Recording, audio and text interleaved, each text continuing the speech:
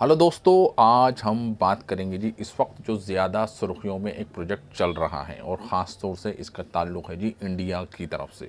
और इंडिया के अंदर भी अगर आप देखेंगे तो सेंट्रल बैंक ऑफ इंडिया यानी कि इंडिया का जो सेंट्रल बैंक है जिसको हम कह सकते हैं जी आरबीआई। तो आरबीआई ने अब अपनी ख़ुद की क्रिप्टो करेंसी कह सकते हैं, उसको डिजिटल करेंसी भी कह सकते हैं, बट इसको एज ए क्रिप्टो करेंसी दी जाए, जैसे कि बिटकॉइंस है, इथेरियम है और अपना ट्रॉन हो गया। तो ये अपने आप में एक ख़ुद की ब्लॉकचेन है और इसके ऊपर होने वाले प्रोजेक्ट जो इम्प्लीमेंट होते हैं जी, स्मार्ट कॉन्ट्रैक्ट एग्जीक्यूट होते हैं, तो उससे ये बिल्कुल अलग चीज़ है। अभी अभी उसको आप उस लेवल तक नहीं सोच सकते, क्योंकि अभी सिर्फ एज ए पेमेंट सिस्टम इसको अभी इम्प्लीमेंट किया जाएगा। और वो एज ए पेमेंट सिस्टम वो हमारे और आपके लिए नहीं है। अभी ये क्या है जी, एक बड़ा यानी कि सेकेंडरी पेमेंट सिस्टम, यानी कि बड़ा मतलब आपस में जो बैंक की जो ट्रांजेक्शन्स होंगी वो होंगी, और कोई इंपोर्ट और एक्सपोर्ट जो बड़ी बड़ी ट्रांजेक्शन्स होती हैं, बड़े बड़े जो इंस्टीट्यूशंस होते हैं, ठीक है, फाइनेंशियल इंस्टीट्यूट होते हैं, वो अभी इसको यूज़ करेंगे। आरबीआई को पेमेंट करनी है जी किसी पर्टिकुलर बैंक को, या किसी पर्टिकुलर बैंक को किसी दूसरे बैंक के ऊपर कोई सेटलमेंट करना है, या गवर्नमेंट के किसी बड़े अहदे के ऊपर या बड़ी ट्रांजेक्शन्स को एग्जीक्यूट करना है, तो उसके लिए होगा जी अभी सिर्फ इम्प्लीमेंट।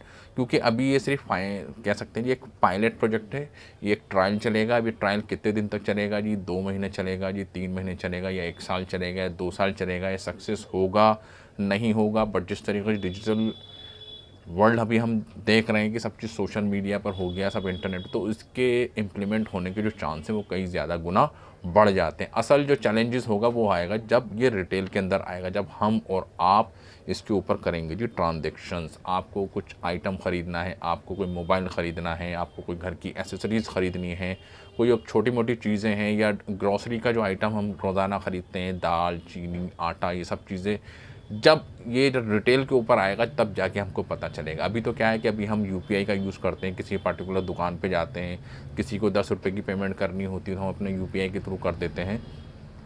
तो जब डिजिटल करेंसी जो इंडिया की है सीबीडीसी, जब ये रिटेल वर्जन पर आएगी, जब जाके पता चलेगा कि एक्चुअल में इसके क्या फ़ायदे हैं। और ये इस चीज़ को अभी तो क्या है कि इंडिया की जो गवर्नमेंट है यानी कि आरबीआई ने ये सोचा, क्योंकि वो तो हमेशा अगेंस्ट ही है क्रिप्टो करेंसी के, और चाहती है किस तरह हम अपने सीबीडीसी के थ्रू बिटकॉइंस को ख़त्म कर दें, इथेरियम को ख़त्म कर दें, क्योंकि स्पेकुलेशंस वो इस चीज़ को मानते हैं।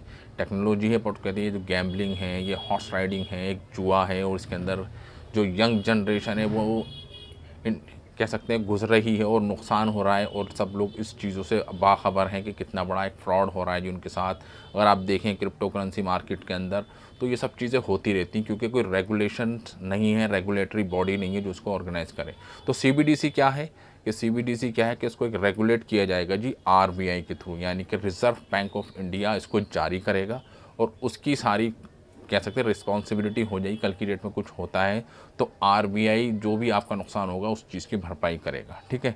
कल की डेट में कुछ चीज़ हो जाए या कुछ चीज़ हो गई, आपके पास सीबीडीसी हैं, ठीक है, अब आप उसको यूज़ करना चाहते हैं कि हाँ जी आने वाले 10 साल के बाद आप उसको यूज़ करना चाहते हैं, तो सब चीज़ें क्या है कि एक इंश्योरेंस हमको मिलता है कि हाँ जी अब इसके पीछे खड़ा हो गया कोई, अब इसके पीछे आरबीआई खड़ा हो गया।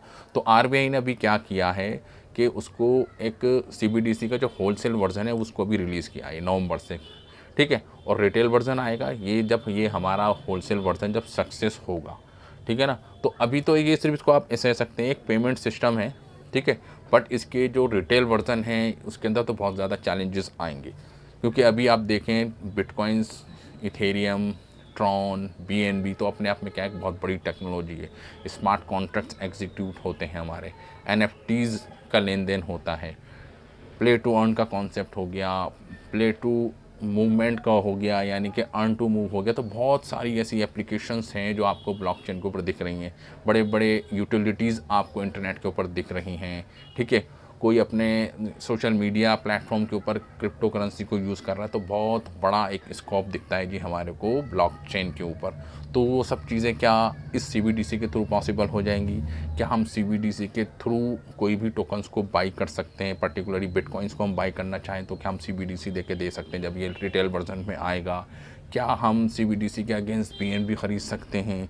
क्या सीबीडीसी की ब्लॉकचेन के ऊपर हम कोई प्रोजेक्ट को इम्प्लीमेंट करके उससे कुछ एग्जीक्यूट कर सकते हैं। तो ये सब चीज़ें हैं जी, अभी बहुत बाहर की बात है। अभी तो सिर्फ पेमेंट के नज़रिए से आप देखें, आप यूपीआई करते हैं, ठीक है, तो वो यूपीआई आप अपने अकाउंट के अंदर पैसे डालते हैं। जब आपके अकाउंट में पैसे आते हैं, उसके लिए आपको अपना एक अकाउंट खुलवाना पड़ता है जी, बैंक में जाके केवाईसी होती है, फिर जाके आपका अकाउंट खुलता है। तो सीबीडीसी के अंदर ऐसा कुछ नहीं होगा। आपको एक जिस तरीके से हमारा ट्रस्ट वॉलेट हो गया, तो इस तरीके से कुछ होने वाला है। एक ऐप्स होगी जिसके अंदर हमारे पास वो पर्टिकुलर सीबीडीसी होंगे, ठीक है, और उससे हम लेन देन कर पाएंगे। और वो कितनी लिमिट होगी, ज़्यादा ट्रांजैक्शन के लिए क्या हमको केवाईसी करनी पड़ेगी, तो ये सब चीज़ें हैं जी, अभी हमारे इस डिस्कशन से बाहर के वो वक्त आएगा जब करेंगे। तो अभी तो फ़िलहाल ये है कि इंडिया की ख़ुद की डिजिटल करेंसी, जिसको हम कहते हैं जी सेंट्रल बैंक डिजिटल करेंसी, उसको होलसेल लेवल के ऊपर अभी एग्जीक्यूट कर दिया गया है और वो रन भी हो रही है as a pilot project. But इसका क्या होगा, सक्सेस होगी नहीं होगी, ये तो बताएगा जी वक्त। फ़िलहाल तो अभी है जी बस यही एक अपडेट कि सीबीडीसी इंडिया की डिजिटल करेंसी अब आ चुकी है जी मार्केट के अंदर। बट उसको अभी एज ए हम कह सकते हैं ब्लॉकचेन के रूप में उसको समझें, तो वो भी है जी हमारे स्कोप के अभी बाहर। तो thank you very much for this video. जय हिंद।